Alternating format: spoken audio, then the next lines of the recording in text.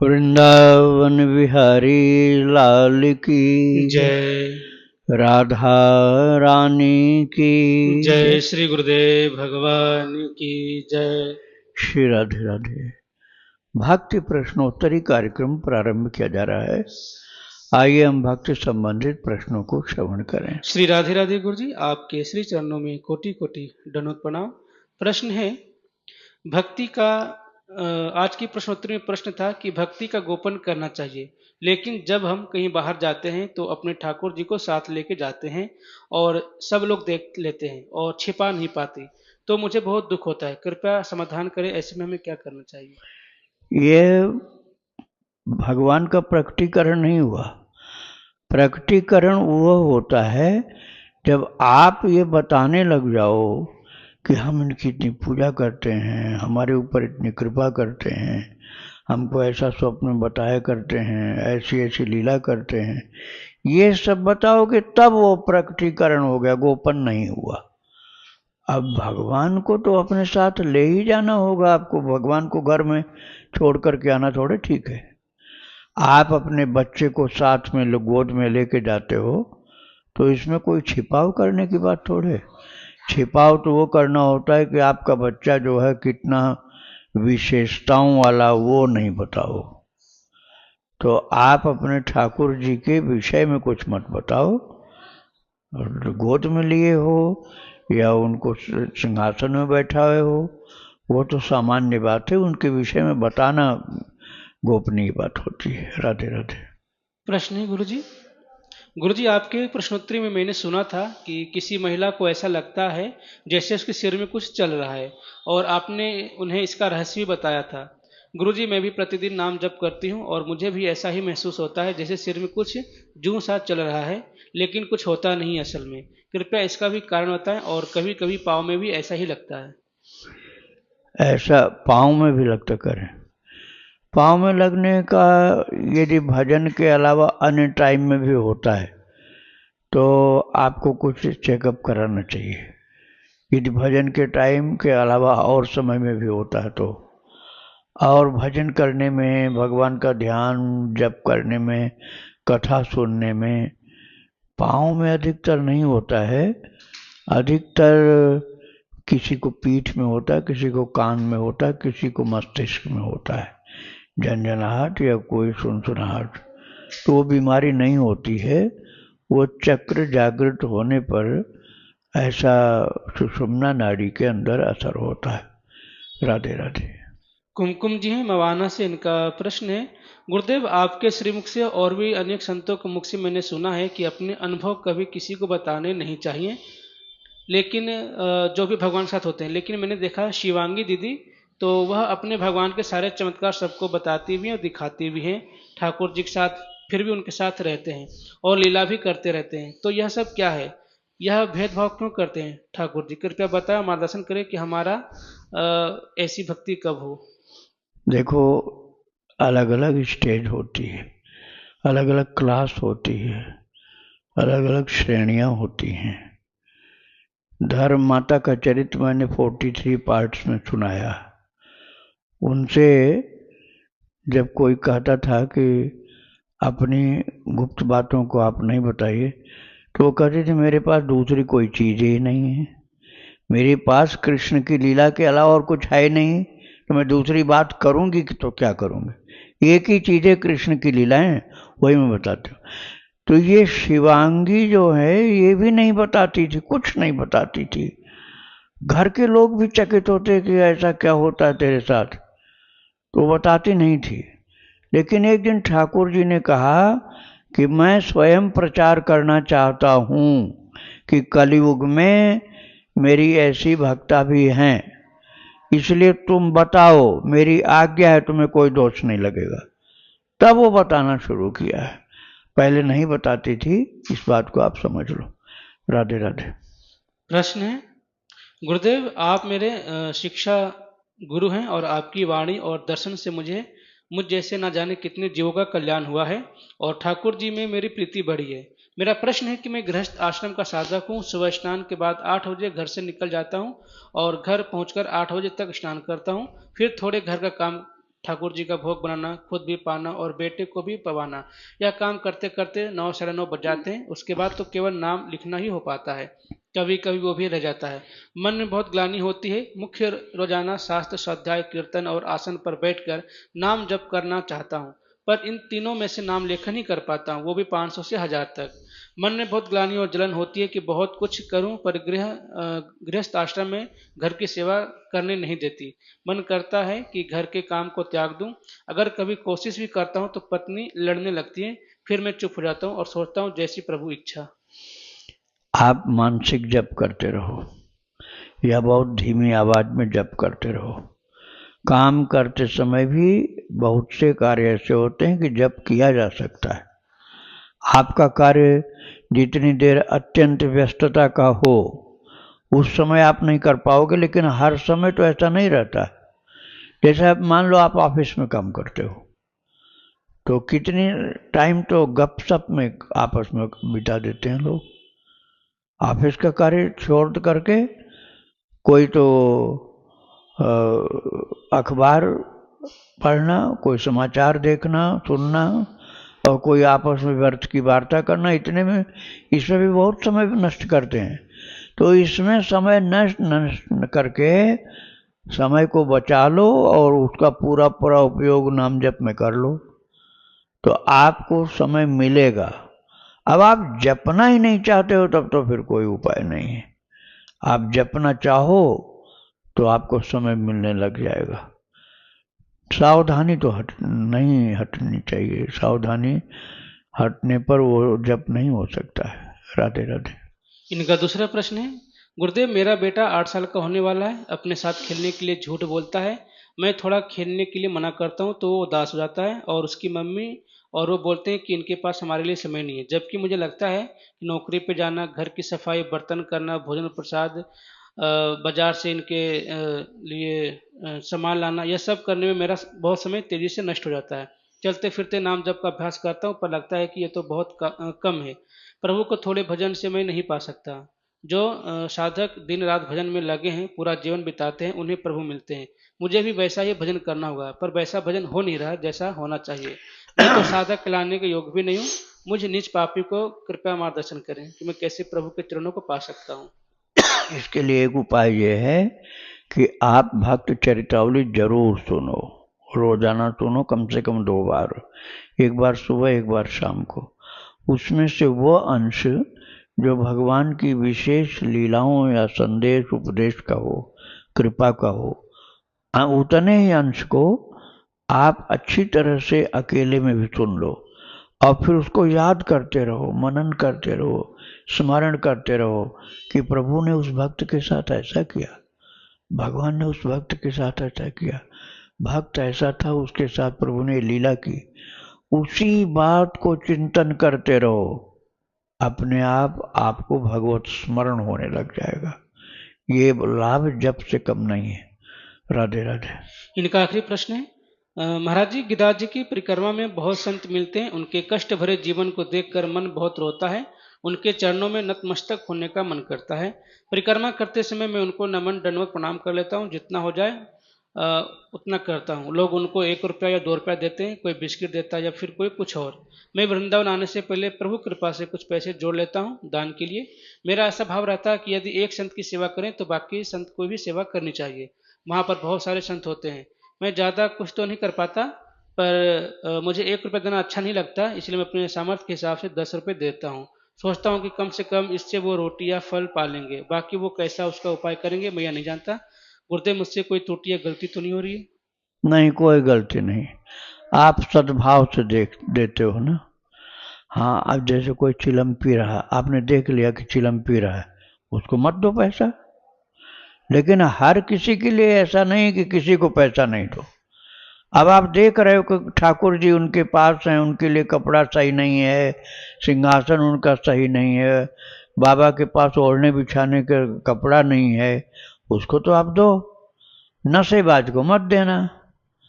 तो सब किसी के लिए एक जैसा नहीं होता है, जहाँ उपयुक्त है वहां देना चाहिए। राधे राधे। प्रश्न है गुरु जी। तान्या जी हैं गुरुग्राम से। इनका प्रश्न है, मेरा मन बहुत अशांत रहता है। मैं रोज सेवा, नाम, जप और ध्यान करती हूँ, फिर भी मन शांत नहीं होता। जब मैं संतों का, गौरक्षकों का अपनापन देखती हूँ, तो साथ ही हिंदुओं को पथभ्रष्ट होते हुए देखती हूँ तथा दूसरे धर्म के कुछ लोग जो हिंदुओं के खिलाफ हैं, दिन दहाड़े भाई बहनों, बेटियों और गौ माता को नुकसान पहुंचाते हैं, जान से मार देते हैं। यह सब देखकर मुझे बहुत पीड़ा होती है। मैं इस पीड़ा से बहुत परेशान हो गई हूँ। कृपया मुझे कुछ बताइए कि मैं अपने आप को कैसे शांत करूं और मेरा मन भजन में कैसे लगे प्रेम पूर्वक, क्योंकि मेरे दिल में बहुत दर्द और रोना भरा हुआ है। मैं चाहकर भी उन लोगों की मदद नहीं कर सकती। यह बात मुझे बहुत तकलीफ देती है। अभी मैं अपने निजी स्तर पर जानवरों, पेड़ पौधों की मदद कर देती हूँ या गरीबों को भोजन दान करती हूँ। कृपया मेरे शांति को हर लीजिए। मैं बहुत तकलीफ में हूँ। मेरा मन बिना विचलित हुए भजन में लगे, ऐसा कोई रास्ता बताएं। आप जो कर रही हैं, जैसे पेड़ पौधों की सेवा करना या जीव जंतुओं की सेवा करना, ये तो ठीक है, और वो करुणा का स्वरूप है, आपका स्वभाव है। हृदय की निर्मलता के कारण वो दुख होना नेचुरल है, स्वाभाविक है। किंतु आप ये सब सोच करके भक्ति नहीं करोगे, इसमें बहुत बड़ी नुकसान की बात है, हानि है, घाटा है। आप खूब अपनी भक्ति बढ़ाओ, भक्ति बढ़ाओ, जप करके, ध्यान करके, और भगवान के चरित्रों को, भक्त चरित्रों को सुनकर अपनी भक्ति बढ़ाओ। आपकी भक्ति बढ़ेगी तो आपकी भक्ति के प्रताप से अपने आप उनको सहयोग अर्थात हेल्प मिलेगा, और आपके निकट में आने वाले धीरे धीरे सुधरेंगे भी। तो भक्ति अपनी मजबूत करो और सेवा जो करना चाहते हो सेवा भी करते रहो। राधे राधे। अतुल कुमार नोटियाल जी हैं, नैनबाग। इनका प्रश्न है, गुरुदेव, गीता के श्लोक निर्ममो निरअहंकारा में ममता और अहंकार के त्याग की बात कही गई है। भाई जी के प्रवचन में सुना है कि साधक को दया करते समय अत्यंत सावधान रहना चाहिए। इसी संदर्भ में कुछ जिज्ञासाएं हैं और भ्रम भी उत्पन्न हो रहे हैं, कृपया मार्गदर्शन करें। यदि किसी साधक के भीतर अभी भी काम, क्रोध, लोभ, अहंकार जैसी विकृतियां विद्यमान हो, तो क्या उसे दूसरों पर दया दिखाने से पहले स्वयं को रोकना चाहिए? नहीं नहीं, दया को नहीं रोकना है, केवल उसको समझदारी के साथ करना। निर्ममो निरहंकार स शांति मधिगच्छति, ये गीता जी के दूसरे अध्याय में है। तो निर्ममो निरहंकार स शांति मधिगच्छति, जो निर्मम का मतलब ममताहीन होना, और निरहंकार का मतलब अभिमान मुक्त होना। ऐसा जिसके पास गुण है वो शांति को प्राप्त करता है। अब ममता है दुनिया में सब जगह लगी, रिश्तेदारों में, बाल बच्चों में, परिवार में। अभिमान अपनी अपनी विशेषताओं का है। इन चीजों को आप भगवान की तरफ डाइवर्ट करो, मुक्त हो जाओगे आप बंधनों से। जैसे ममता अपने परिवार, रिश्तेदार, नाती पोते, बाल बच्चों में न करके कन्हैया से ममता कर लो, भगवान से ममता कर लो। उस ममता से आपके सब दोष मिट जाएंगे। अभिमान अपने गुण, अपनी क्वालिटीज, अपनी सुंदरता, अपना बल, इसका नहीं करो। अपने ऊपर भगवान की कृपा है और हम उनके दास हैं, वो हमारे स्वामी हैं। हम संसार के लोगों की दासता से मुक्त हो गए, हम प्रभु के दास हो गए। अब तो हमारे स्वामी प्रभु हैं, अब वो ही हमारी सुरक्षा हमको प्रदान करते रहते हैं। ऐसा भाव मन में लाओ तो ये अभिमान भक्त का भगवान के संपर्क का हुआ। जैसे मानस में कहा गया, अस अभिमान जाई जनि भोरे, मैं सेवक रघुपति पति मोरे। सुतीक्ष्ण जी ने कहा है, अरण्य कांड में वर्णन है कि प्रभु ऐसा मेरे मन में कभी अभिमान, ऐसा अभिमान मेरे मन से कभी जाए नहीं, मतलब सदा बना रहे अभिमान कि मैं आपका दास हूं, मैं आपका दास हूं, मैं अरे गहरे का दास नहीं, मैं अपने ठाकुर जी का दास हूं। जैसे हनुमान जी कहते, दासो हम कौशलेन्द्र से रामस्य क्लिष्ट कर्मण मैं राम जी का दास हूं। तो राम जी का दास कहने में जो अभिमान है वो भक्ति को बढ़ाने वाला, और आपने वो जो बदमाश है उसके द्वारा मैं सुरक्षित हूं, वो उनका मैं साथी हूं। दुष्ट लोगों के साथ का अभिमान आपको है तो समझ लो भक्ति आपकी नष्ट हो रही है। राधे राधे। इनका दूसरा प्रश्न है, महाराज जी क्या ऐसी अवस्था में की गई दया वास्तव में दया होती है या वह छिपा हुआ अहंकार, श्रेष्ठता, बोध या ममता का विस्तार बन जाती है? किस अवस्था में? यही काम क्रोध लोभ अगर भरा हुआ हो खुद के अंदर तो दूसरे के ऊपर अगर दया नहीं, करे दया करनी चाहिए, चाहे जिस स्थिति में हो आप। दया का गुण कभी नहीं छोड़ना चाहिए। दया बिनु संत कसाई, ऐसी कहावत। अर्थात निर्दयी नहीं होना चाहिए। निर्दयी का गुण जो है वो पापियों का होता है, वो अवगुण कहलाता है, आसुरी संपदा कहलाता है। दयालु तो बनना ही है भाई, अपने को दयालु बनाना है। अर्थात दया, जीवे दया सूत्र है चैतन्य महाप्रभु का। चैतन्य महाप्रभु के 3 सूत्र, जीवे दया, नामे रुचि, वैष्णव सेवा, ये 3 सूत्र उन्होंने कहा भक्ति पूरी प्राप्त करा देने वाले हैं। पूरी भक्ति प्राप्त करा देने वाले 3 सूत्र हैं, जीवे दया, नामे रुचि, वैष्णव सेवा। वैष्णव माने भगवान का भक्त। भगवान के भक्त की सेवा करो, एक बात। दूसरी बात, नामे रुचि, प्रभु के नाम जप कीर्तन में रुचि पैदा करो अपने अंदर, खूब प्यार से भाव से लगे रहो नाम जप नाम कीर्तन में, और भक्तों की सेवा करो। तीसरी बात कह दिया, जीवे दया, सभी जीवों के प्रति दया भाव अपने अंदर रखो, और दयालुता का ही आपका स्वभाव आपके जीवन में दिखलाई पड़ना चाहिए, वही स्वरूप आपका होना चाहिए। तो दयालुता तो संत का भूषण है, भक्त का भूषण है, इसलिए इसको नहीं छोड़ना। आपको जिस परिस्थिति में जन्म मिला है, भगवान ने दिया है, उसी के अंतर्गत होते हुए भी दयालु होकर रहना चाहिए। राधे राधे। स्नेहा जी, इनका प्रश्न है, अंतर्मुखी होने के लिए शुरुआत में क्या करना चाहिए और अंतर्मुखता दृढ़ बनी रहे इसके लिए क्या क्या पद्धति या साधना अपनानी होती है, कृपया मार्गदर्शन करें। अंतर्मुखता कई तरह की होती है। एक तो अंतर्मुखता ये होती है कि आप इस बात को दिल में बैठा लो कि मैं प्रभु का हूँ और प्रभु मेरे हैं। अब सदा इस चिंतन में रहोगे, अंतर्मुख हो गए। अब किसी के अवगुण देखना बंद कर दो, अपने अवगुण देखो और भगवान की कृपा का दर्शन करने लग जाओ, अंतर्मुख हो गए। आप बाहर जितने लोग दिखलाई पड़ रहे हैं उनको मन से प्रणाम करके अंदर अपने ठाकुर जी को देखो, अंतर्मुख हो गए। और जब कहीं बैठो नेत्र बंद करके भगवान की छवि को याद करो, अंतर्मुखता हो गई। बाहर भगवान नहीं देख पा रहे हो तो पहले अपने अंदर भगवान को देखो, फिर बाहर के लोगों में भगवान को देखो, ये अंतर्मुखता है। वास्तव में बहिर्मुखता को दूर करने के लिए अंतर्मुखता एक औषधि है। अंतर्मुखी होने पर बहिर्गत दोषों से मुक्ति मिल जाती है। राधे राधे। शिव नारायण वर्मा जी, मध्य प्रदेश से, इनका प्रश्न है, भगवान कल की प्रश्नोत्तरी में आपने बताया था कि गणेश भगवान को अष्टगंध चंदन नहीं लगाना चाहिए। कृपया बताने कृपा करें कि गणेश भगवान को कौन सा चंदन लगाना चाहिए, क्या वो रोली भी लगा सकते हैं? अष्टगंध चंदन का तो हमने मना ही नहीं किया गणेश जी के लिए, कल भी नहीं किया था, कभी भी नहीं किया था। केवल तुलसी लगाने के लिए मना किया। यदि उस चंदन में तुलसी का पाउडर मिला हुआ है तो वो चंदन गणेश जी को नहीं लगता है।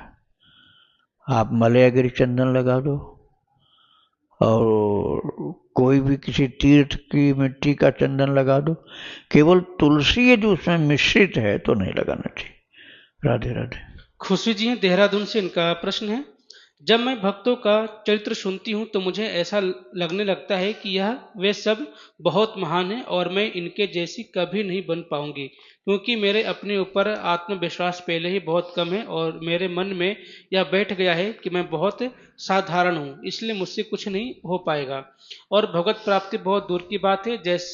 जैसे मुझे बहुत रोना आ जाता है और पीड़ा होती है, क्योंकि लगता है अगर इस जन्म में भगवत प्राप्ति नहीं हुई तो मेरा कोई अस्तित्व ही नहीं रहेगा। कृपया मार्गदर्शन करें। ये रोना आना जो है ये साधक का लक्षण है, ये कोई सामान्य बात नहीं है, न ये कोई खराब बात है। रोना आपको आता है, कोई दुख के कारण तो रो नहीं रहे हो, भगवान के लिए तो रो रहे हो। तो भगवान के लिए रोना भक्ति का एक चरण है। और आपके अंदर कमी मान लिया, आपके अंदर कमजोरी है, असमर्थता है, प्रभु के नाम में ये सब नहीं है। प्रभु की सेवा में, प्रभु के ध्यान में, प्रभु के कीर्तन में, भगवान के किसी कार्य में ये अवगुण नहीं होता है कि वो बहुत सामान्य, उसमें कुछ है नहीं। अपने ही अंदर तो है कमी, भगवान के नाम में तो कमी है नहीं। तो भगवान के नाम का आश्रय लो जिसमें कोई कमी ही नहीं। भगवान के नाम में कोई कमी है नहीं, उसका आश्रय ले लो। आपके अंदर भी कमियां जो हैं सब खत्म हो जाएंगी, महानता उत्पन्न हो जाएगी। श्री राधे राधे। इनका दूसरा प्रश्न है, स्वकीय भाव में, पति भाव में निरंतर मन में क्या भाव और चिंतन रहना चाहिए?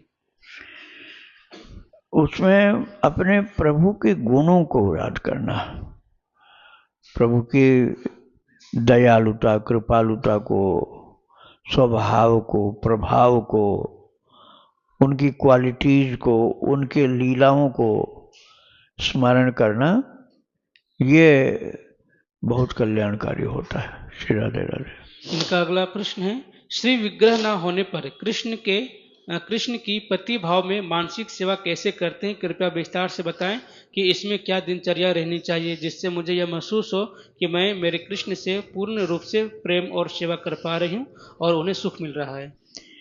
देखो, यदि श्री विग्रह नहीं है तो एक चित्रपट रखो, अर्थात कोई कार्ड पर, बोर्ड पर या लकड़ी पर या कागज पर बना हुआ ठाकुर जी का सुंदर सा मनमोहक चित्र।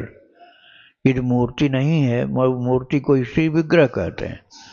तो आप ये फोटो वाला स्वरूप, जिनको चित्रपट कहा जाता है, वो रखिए।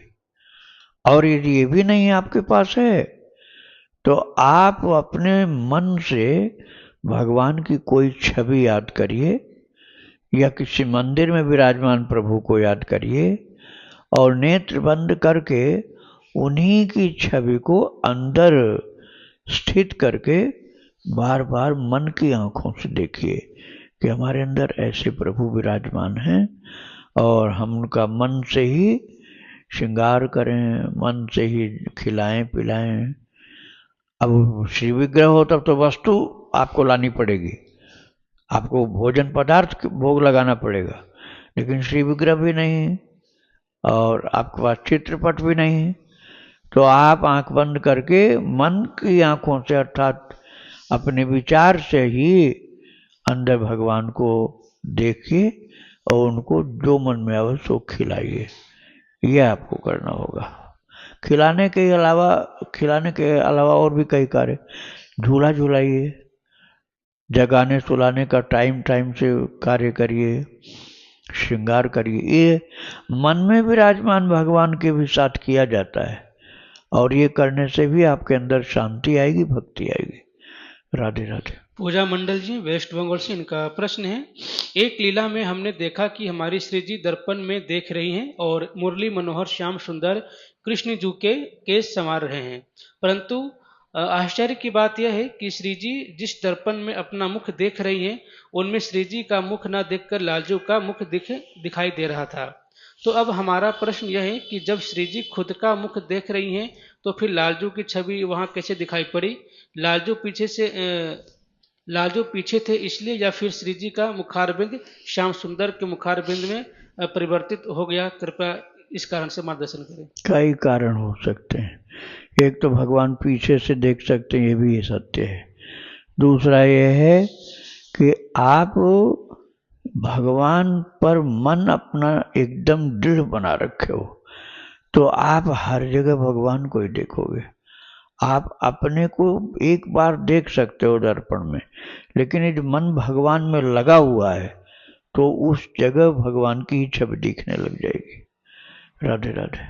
इनका दूसरा प्रश्न है, हमारे घर के बिल्कुल सामने एक तालाब है, जो हम क्या करते हैं कि उसी तालाब को यमुना जी मान करके हमारे घर में जो तुलसी जी विराजमान है उनके समीप बैठ के तुलसी माला से नाम जप किया करते हैं, और मन से यह भाव रखते हैं कि हम श्री धाम वृंदावन में यमुना तट पर बैठकर वृंदा सखी के समीप नाम जप कर रहे हैं। तो क्या यह विधि ठीक है? बिल्कुल ठीक है। आप यदि घर में अपने हैं तो ये आपके लिए बिल्कुल चिंतन सही है।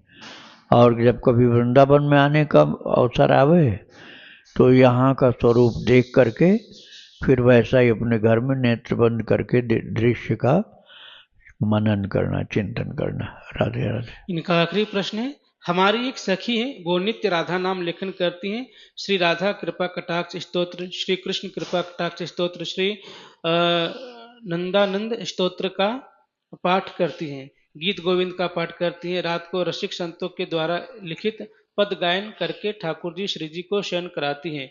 उनको स्वप्न में जुगल मंत्र की प्राप्ति हुई है, जिसे वो जब भी करती है। मानसिक मंत्र जब चलता रहता है, उनका प्रभु से बड़ा प्रीति रखती हैं। फिर भी मुरली मनोहर से यही प्रार्थना करती हैं कि प्रभु उनसे कभी रुष्ट न हो, जीवन के हर परिस्थिति में उनके साथ रहें। यह भाव उनका सही है? कृपया मार्गदर्शन करें। भाव तो सही है, लेकिन एक बात समझ लो, भगवान रुष्ट कभी नहीं होते। कभी भी भगवान रुष्ट नहीं होते हैं। भगवान ही रुष्ट होने लग जाएंगे तब तो जीव समाप्त हो जाएगा, फिर किसके सहारे वो रह पाएगा। रुष्ट होने का अभिनय कर सकते हैं, लेकिन वो अभिनय भी वो सबके साथ नहीं करेंगे। रुष्ट होने का स्वरूप थोड़ा चेंज हो जाएगा, उसको बोलते हैं मान करना, झूठ मूठ की नाराजगी। वो उसके साथ करेंगे जो बहुत ज्यादा प्रिय भक्त होगा। हर किसी के साथ नहीं कर सकते हैं। हर किसी के लिए तो बहुत कृपालु हैं, दयालु हैं, लेकिन जो नटखट ज़्यादा है, भगवान को ही थकाता रहता है, दौड़ाता रहता है, परेशान करता रहता है, इतना ज़्यादा अपने बीच में उनकी प्रेम भरी लीलाएं होती हैं, तो वहाँ भगवान उसको कभी कभी बहकाने के लिए झूठी नाराजगी दिखा सकते हैं। सामान्यतया जीवों के ऊपर प्रभु नाराज कभी नहीं होते। राधे राधे। वृंदावन बिहारी लाल की जय, राधा रानी की जय श्री गुरुदेव भगवान की जय। श्री राधे राधे।